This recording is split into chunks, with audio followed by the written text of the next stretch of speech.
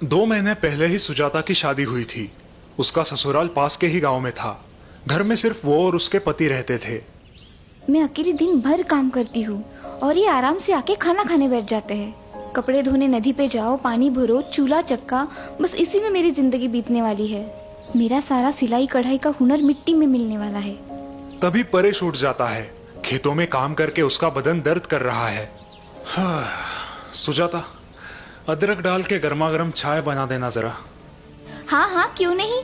भगवान ने मुझे 4 हाथ जो दिए हैं। क्या हुआ, तुम ऐसे क्यों बात कर रही हो? जैसे कि तुमको जानते ही नहीं।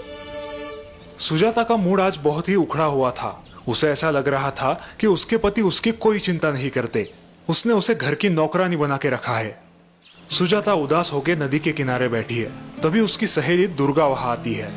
ऐसे क्यों बैठी हो सुजाता, सब ठीक तो है? कुछ नहीं, बस ऐसे ही ऊब चुकी हूँ मैं इस जिंदगी से। शादी को सिर्फ 2 महीने हुए हैं और तुम ऐसे बोल रही हो? और नहीं तो क्या।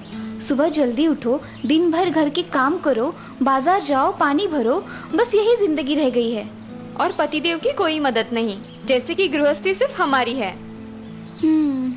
लेकिन क्या करें, अब सहना ही पड़ेगा। नहीं। क्या मतलब? हमें इस उबाऊ जिंदगी से छुटकारा मिल सकता है? हाँ, क्यों नहीं। इसलिए तो मैंने मेरे पति का घर छोड़ दिया। अब सुकून से यहाँ मायके में जी रही हूँ। खेत से थक कर सुजाता का पति परेश घर लौटता है, लेकिन सुजाता गुस्से में घर छोड़कर मायके चली जाती है। लगता है रूठ के मायके चली गई है। पता नहीं उसे क्या शिकायत है मुझसे। ठीक है, 2 दिन वहां रहेगी तो उसे अच्छा लगेगा। दिमाग शांत हो जाएगा तो लौट आएगी। सुजाता मायके अपने घर आती है। मायके में सिर्फ उसकी माँ और छोटा भाई है। वो दोनों सुजाता का खुशी से स्वागत करते हैं। लेकिन कुछ ही दिनों बाद जब तीनों गपशप करने बैठते हैं।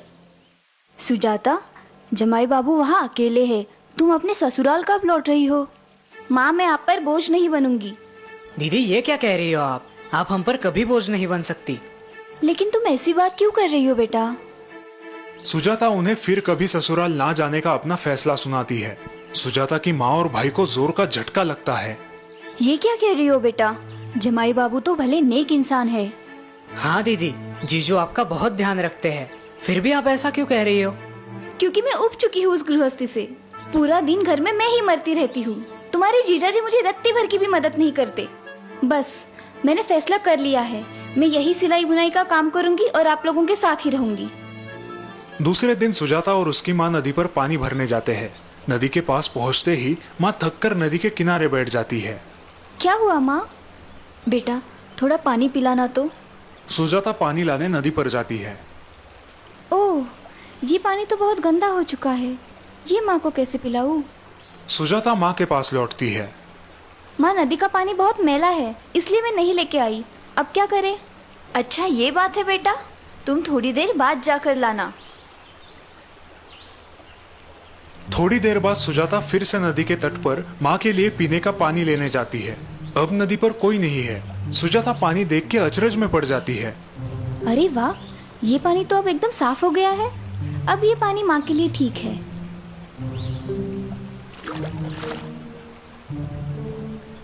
माँ, नदी का पानी बिल्कुल साफ है। ये कैसे हुआ? हमने तो कुछ नहीं किया। क्योंकि उसमें जमा मिट्टी और गंदगी नीचे बैठ गई है और बिना कुछ किए हमें साफ पानी मिल गया। बेटा, जीवन भी ऐसे ही होता है। कभी कभी हम जल्दबाजी में, गुस्से में होते हैं और तब हमारे दिल और दिमाग की अवस्था भी गंदगी भरे नदी के पानी जैसी होती है। सुजाता माँ की बात समझने की कोशिश कर रही है। उससे हमारा नुकसान कैसे होता है माँ? तब हम गलत निर्णय लेते हैं और जिंदगी भर पछताते हैं। तो ऐसे वक्त हमें क्या करना चाहिए माँ? ऐसे वक्त हमें शांत रहना चाहिए और उस समय को वक्त के हाथ में सौंपना चाहिए। कई बार समस्या अपने आप ही सुलझ जाती है, बिल्कुल उस नदी के पानी की तरह, जिसे साफ होने के लिए हमने बस थोड़ा सा समय दिया।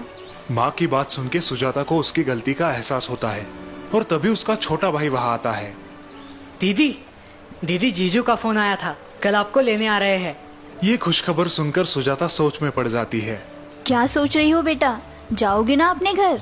जमाई बाबू को तुम्हारी फिक्र ना होती तो रोज तुम्हारे भाई को फोन करके तुम्हारी पूछताछ ना करते। माँ की बात सुन के सुजाता की आंखें भर आती है। उसे अपनी गलती का एहसास हुआ देख माँ और उसका भाई खुश हो जाते हैं।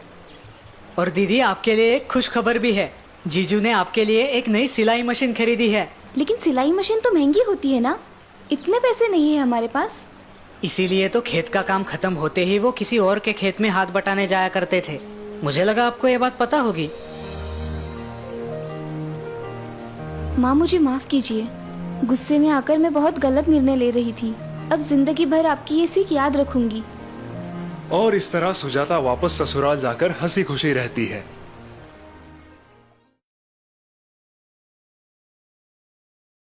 गिरधरी लाल, जो एक माध्यमिक स्कूल के प्रिंसिपल थे, अब रिटायर हो चुके थे। उनके इकलौते बेटे तुषार की कुछ ही महीनों पहले शादी हुई थी और वो एक अच्छी जॉब भी कर रहा था। पिताजी, आपको बाजार से कुछ मंगवाना है तो बताइए, मैं शाम को ऑफिस से आते वक्त ले आऊंगा। नहीं बेटा, दवाइयाँ कल बहू ने ला दी है। बाकी एक दो नए पौधे गार्डन में लगाने थे, वो मैं खुद नर्सरी से ले आऊंगा। जी पिताजी। गिरधरी लाल की रिटायर्ड लाइफ अच्छी गुजर रही थी। किताबें पढ़ना, बागवानी करना, शाम को सैर सपाटे के लिए पहाड़ी पर जाना, दोस्तों से मिलना, पूरा दिन हंसते खेलते गुजर जाता। और अब उनकी खुशी और बढ़ने वाली थी। एक दिन तुषार और उसकी पत्नी उनके पास आए। पिताजी, हमें आशीर्वाद दीजिए। आशीर्वाद? किस बात के लिए बेटा? पिताजी, आप दादा बनने वाले हैं। ये खुशी की बात सुन के गिरधरी लाल फूले नहीं समाये। वाह, क्या बढ़िया खबर सुनाई है तुमने। आज तुम्हारी माँ जिंदा होती तो खुशी से पागल हो जाती। महीने बीत जाते हैं। गिरधरी लाल बड़े उत्साह से अपने आने वाले पोते का इंतजार कर रहे थे। अब तुषार की पत्नी का 7वां महीना चल रहा था। ये लो बहू, तुम्हारे लिए। ओह, बहुत सुंदर है। धन्यवाद पिताजी। बहू, खाना ठीक से खा रही हो ना? जी पिताजी, आपकी सारी सलाहें बहुत काम आ रही है। लेकिन आज तुषार की माँ जिंदा होती तो तुम्हें सिर पे बिठाती। तभी तुषार बाजार से सामान लेके घर आता है। सीमा, आज तुम सिर्फ आराम करो, मैं खाना बनाऊंगा। बिल्कुल ठीक तुषार, आज खाना हम दोनों मिलके बनाएंगे। बहू को आज छुट्टी। आप दोनों मुझे आलसी बना दोगे, फिर ये आने वाला छोटा मेहमान भी आलसी बनेगा। बाद में मुझे मत खरी खोटी सुनाना। तुषार और गिरधरी लाल पालक की सब्जी साफ करने बैठते हैं और सीमा आराम से सोफे पे बैठी है। अच्छा, मुझे अब ये बताओ, तुम अपने संतान की परवरिश कैसे करोगे? ये भी कोई पूछने की बात है पिताजी। बेशक हम उसे बड़े प्यार दुलार के साथ बड़ा करेंगे।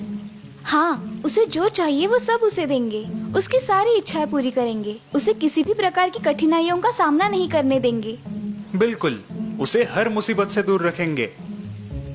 उन दोनों की बातें सुन के गिरधरी लाल सोच में पड़ जाते हैं। हम ठीक कह रहे हैं ना पिताजी?